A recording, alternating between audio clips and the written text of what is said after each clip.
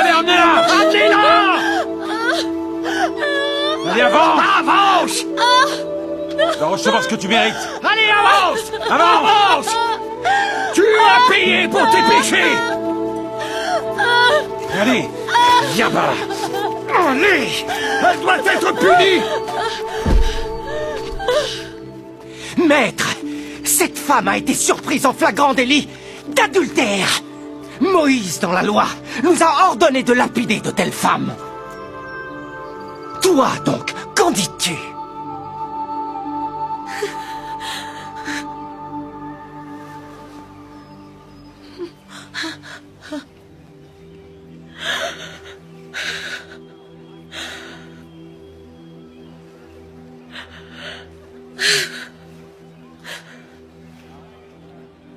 Alors, que dis-tu?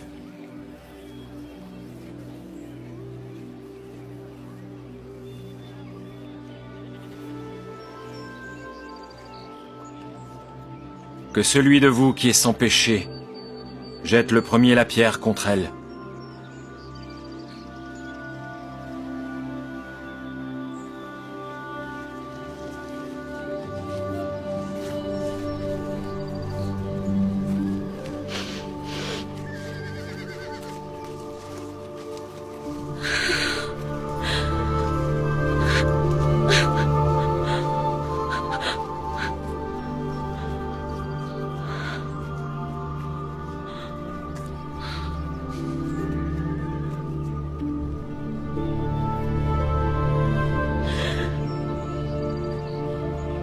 Femme.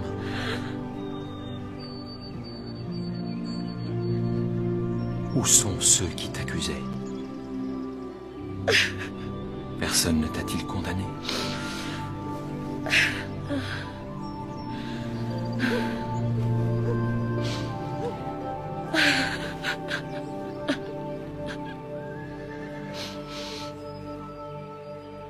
Non, Seigneur.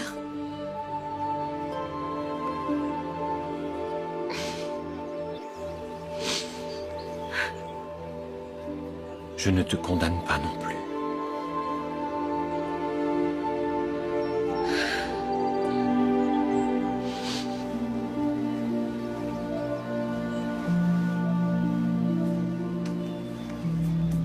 Va. Et ne pêche plus.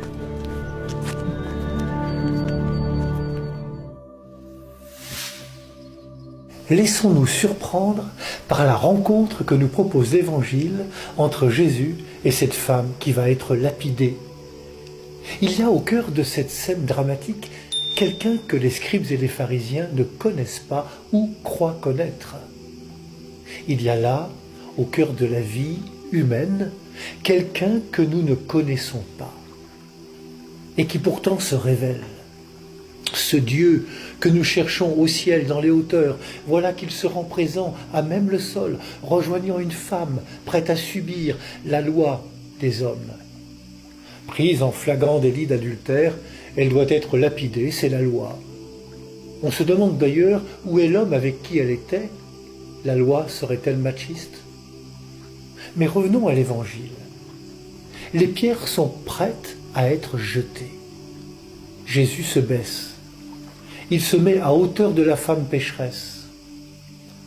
D'emblée, contrairement aux accusateurs, il n'affirme aucune supériorité. Sans rien dire, il se baisse. Aucune violence. Il se redresse à hauteur des accusateurs pour leur parler les yeux dans les yeux. Celui d'entre vous qui est sans péché, qu'il soit le premier à lui jeter la pierre. Jésus se met à hauteur de ses interlocuteurs d'égal à égal. Dieu est ainsi. Il ne manifeste pas sa supériorité. Il laisse toute sa place à la liberté de celles et ceux à qui il parle.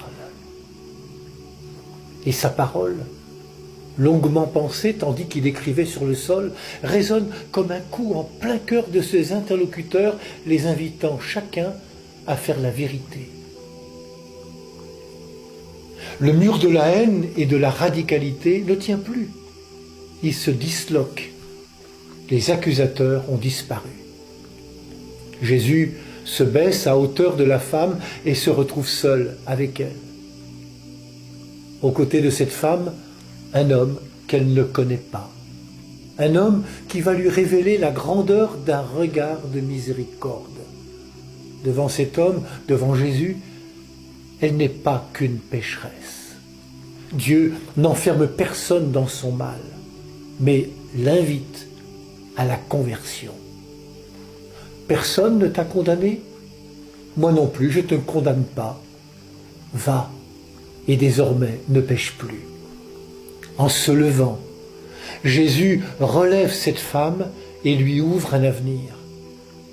Un peu plus tard, Jésus sera comme cette femme, accusée par la loi des hommes. Il sera impuissant devant les médisances et les calomnies, les insultes et les crachats.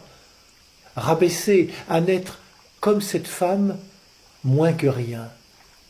Il n'est plus une personne.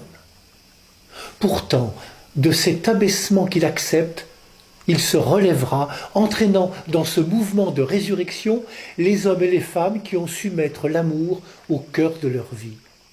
Acceptons de mettre Jésus au centre de nos vies.